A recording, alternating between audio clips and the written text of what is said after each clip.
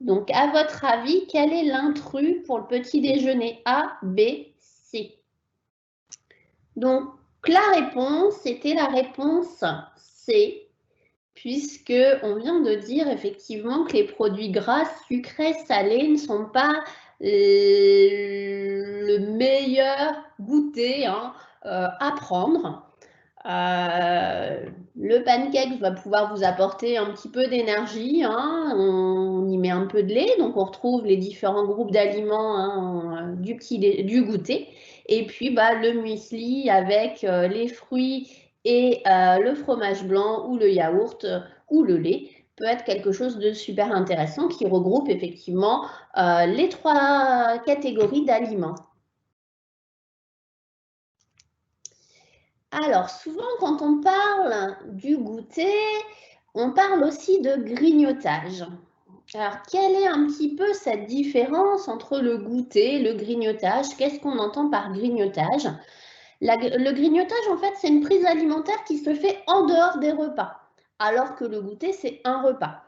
Et ce qui va aussi se passer dans le grignotage, c'est qu'on n'a pas forcément cette sensation de faim qu'on va avoir au moment du goûter. Donc souvent au moment du grignotage, on va manger des petites quantités, petit à petit, régulièrement, en faisant peut-être autre chose, par exemple en regardant la télé, en jouant à la console, et on ne va pas forcément se rendre compte qu'on est en train de manger.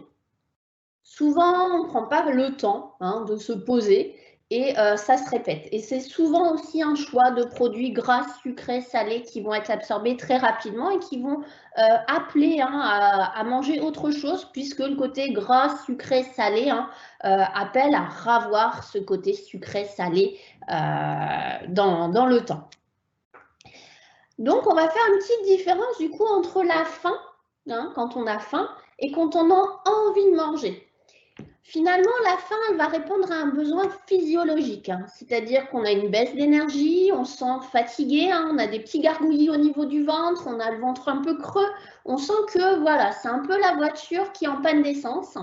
Il va falloir redonner de l'énergie pour fonctionner. Donc, c'est vraiment le corps qui dit qu'il a faim. Alors que l'envie de manger, c'est plus un besoin psychologique. C'est plus lié à des émotions, à des pensées souvent négatives. On est stressé, on est angoissé, on s'ennuie, on ne sait pas trop quoi faire, on est en colère, on n'est pas bien, on pense à des choses qui nous tracassent et on a besoin d'être réconforté et la nourriture peut être ce côté réconfortant. Et donc, ça se passe plutôt dans la tête. Donc, c'est vraiment la différence qu'on va faire entre la faim, qui est une sensation du corps, et l'envie de manger qui se passe plutôt dans la tête. Et du coup, le goûter, le grignotage va répondre aussi à ces besoins-là.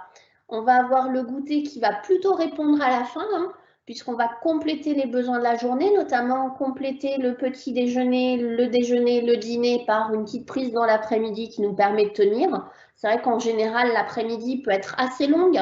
Si le repas se passe entre 11h30, midi et demi, parfois un petit peu plus tard, et qu'il faut attendre 19-20 heures pour dîner, et ça fait un peu long. C'est comme si on parcourait toute la France avec le plein d'essence. Et à un moment donné, il va falloir faire le plein pour recharger un peu les batteries. Nous, on va prendre cette collation de l'après-midi qu'on appelle le goûter. Donc, ça va répondre à l'équilibre alimentaire, ça rentre dans l'équilibre alimentaire. Alors que le grignotage qui, lui, répond à une envie de manger, qui nous permet du coup d'être plutôt sur la notion de plaisir, mais pas forcément de réponse aux besoins du corps, ça va plutôt créer un déséquilibre alimentaire.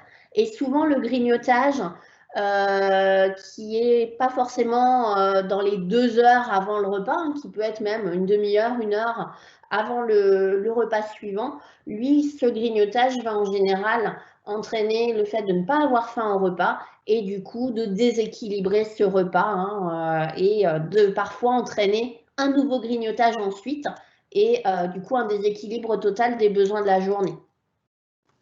Alors Adeline, on a une question dans le chat de Vlad. Comment ça se fait qu'on a faim finalement ?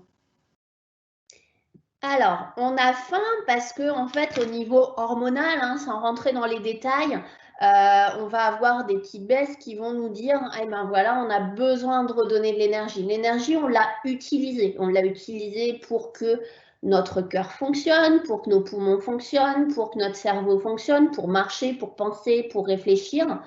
Et du coup, bah, tout ça fait qu'à un moment donné, l'énergie, on l'a plus. Et du coup, bah, le corps, lui, pour dire, bah, j'ai plus d'énergie, il va falloir m'en ramener, il va y avoir cette sensation de faim. Mais c'est vrai que cette sensation de faim, des fois, elle peut être confondue avec l'envie de manger, qui, elle, est plus liée à un réconfort. On avait une question aussi de Sylvie dans le formulaire d'inscription, hein, comme d'habitude. Comment éviter le grignotage, et notamment quand c'est finalement une pulsion en fait, de manger? Qu'est-ce qu'on peut mettre en place pour éviter de grignoter?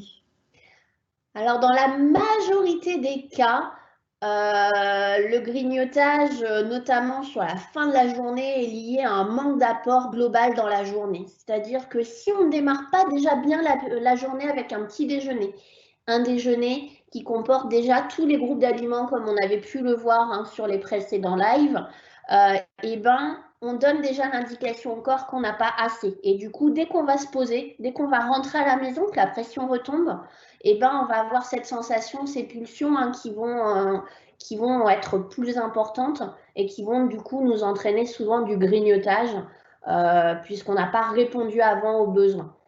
Il y a certaines études qui montrent que le chrome, des fois, manque un petit peu. Du coup, une complémentation en chrome peut des fois éviter les pulsions sucrées. Bon, ça reste, voilà, quelques études, quelques cas, hein, qui peuvent être concernés, mais la majorité du temps, c'est un déséquilibre global de la journée. Et c'est vrai que souvent, si on regarde un petit peu, hein, moi, quand je pose les questions aux patients au cabinet, qui me disent j'ai super faim en rentrant du travail, bah, la majorité des cas, c'est un repas qui est pris rapidement le midi devant l'ordinateur, où on ne prend pas le temps du coup de fournir ce que le corps a besoin, et bah, à un moment donné, ça craque. Alors, une autre question, donc n'hésitez pas à nous répondre dans le chat, il n'y a pas de souci, toutes les réponses sont bonnes à prendre. Quelles sont les sensations alimentaires? On a déjà un tout petit peu parlé. Réponse A, sucré, salé, amer, acide. Réponse B, faim et appétit. Et réponse C, la faim, le rassasiement, la satiété. Alors, on a la réponse C, donc faim, rassasiement et satiété. En effet, c'est les sensations que l'on attendait. On a déjà parlé un peu de la faim, on a parlé de l'envie aussi qui ressemble un petit peu à l'appétit. Et donc, Adeline, nous allons voir les autres sensations alimentaires.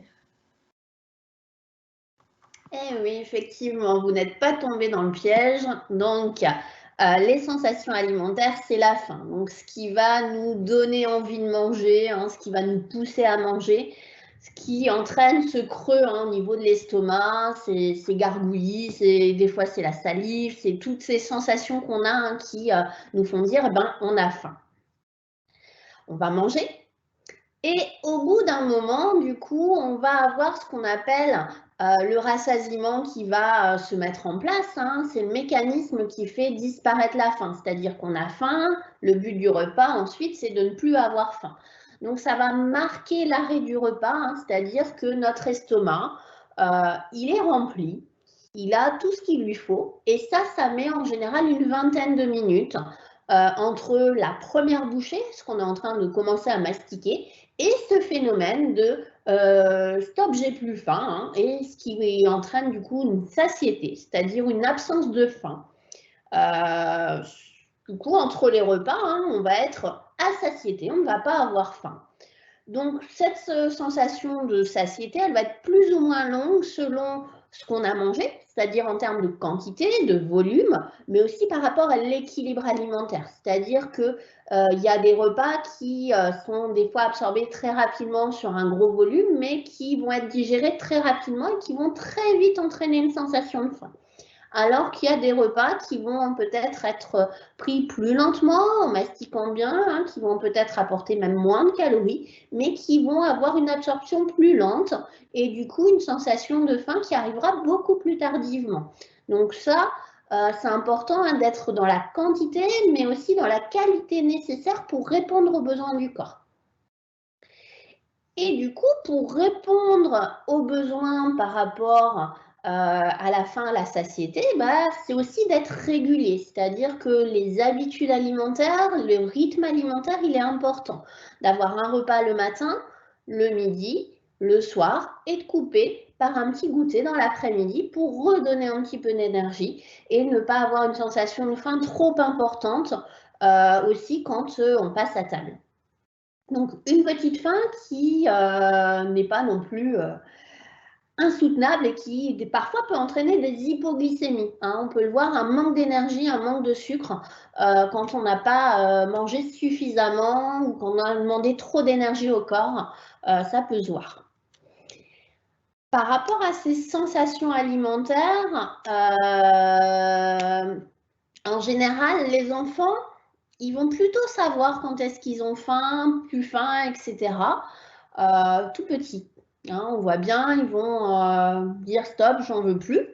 Mais des fois, on presse un petit peu le temps, on mange un peu trop vite, on fait finir une assiette alors qu'on n'a plus faim et du coup, cette sensation de satiété est parfois un peu perturbée. Donc l'idée, c'est toujours de prendre le temps de manger et de répondre à ses besoins, de savoir quand est-ce qu'on a faim, plus faim, d'écouter son corps finalement, d'être présent au sein du repas, au moment du repas, pour écouter ce qu'il nous dit. Alors Adeline, on a une question dans le chat de là qui nous dit pourquoi ce n'était pas la réponse B. Donc la réponse B, c'était la faim et l'appétit. Ouais. L'appétit, on ne le retrouve pas là. Bah, l'appétit, c'est le fait d'avoir envie de manger, effectivement, mais c'est pas ce qui va nous dire bah, j'ai faim, je n'ai plus faim. C'est ça les sensations alimentaires aussi. Hein. Et c'était pas la réponse A, puisqu'on est sur les. Ah mince, le mot m'échappe. Sur les saveurs. Donc la saveur sucrée, acide, amère et salée qu'on va retrouver au niveau des aliments. Donc c'est vraiment faim, rassasiement, satiété. L'appétit, c'est un mot qu'on va employer, mais qui ne correspond pas à une sensation alimentaire, ça correspond à une idée générale. On avait ensuite une question de Corinne qui nous dit « Mes enfants rentrent de l'école, il est 17h30. Ils n'ont pas mangé depuis 13h, donc ils ont faim. Donc ils prennent un goûter. Et ensuite, ils mangent à 19h pour le dîner.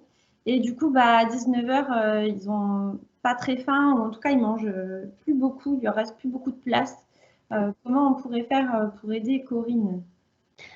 C'est vrai qu'on disait que le goûter et le dîner doivent être séparés d'au moins 2 heures, le temps que la digestion se fasse.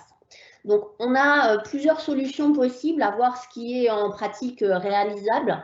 C'est soit un goûter qui va être pris au moment d'une pause au niveau de l'établissement scolaire, si c'est possible, ou au moment du trajet du retour, pourquoi pas. Donc, pour ravancer l'heure du goûter. On peut agir sur l'effet inverse, c'est-à-dire retarder l'heure du dîner. Tout dépend à quelle heure on va coucher ensuite et à quelle heure il faut se lever le lendemain matin. Donc ça peut être joué sur le temps pour que entre le goûter et le dîner, le temps soit suffisant. Après, ça peut être aussi couper un petit peu la poire en deux et se dire, eh ben, le goûter, on va vraiment faire quelque chose de très light, plutôt un fruit ou un yaourt, plutôt que du pain qui va, lui, entraîner une sensation qui va caler plus longtemps. Hein. C'est vrai que le fruit, le yaourt, ça peut être quelque chose qui va caler sur le moment et faire des fois que l'appétit va être là à 19h. Il faut que le goûter, du coup, soit pas trop long à être absorbé. Donc vraiment, là, sur une petite proportion de l'apport énergétique de la journée. Donc à voir hein, par rapport à ce qui est faisable. Donc jouer sur le temps ou jouer sur le contenu du repas, voire jouer sur les deux.